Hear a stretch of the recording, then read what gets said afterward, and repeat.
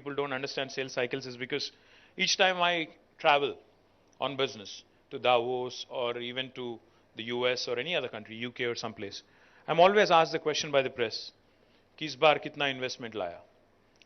बस होता ये है कि to develop a connection, to develop a relationship and to eventually, for it to have, to materialize, एक झटके में नहीं हो जाता है. It takes time to build relations, to actually nurture, to actually eventually inspire confidence and eventually get them to invest. Can't happen overnight or can't happen in one meeting.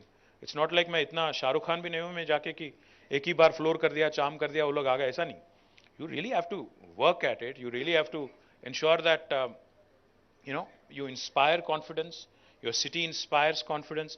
Whenever I tell people about TSI Pass, all the top 5 tech companies being here, with their second largest base, I keep throwing the names. You've seen me enough. The Apples, Amazons, Googles, Metas, Qualcomm, Salesforce, Uber, Micron, Novartis, the list goes on. All the second largest bases being here.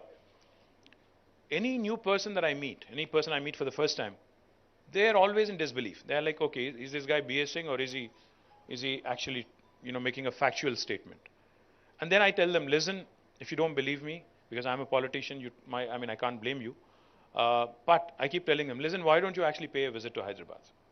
Aakhe dekh lo, seeing is believing, because I might be talking for a living, but it's also a fact that this work has been done. It is there for you to see. So why don't you please drop in?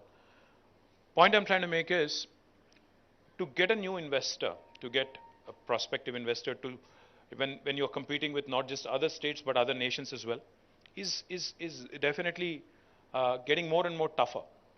But Hyderabad, sells itself. Hyderabad definitely has been a fantastic, has seen a fantastic, um, you know, image makeover, if I may say so.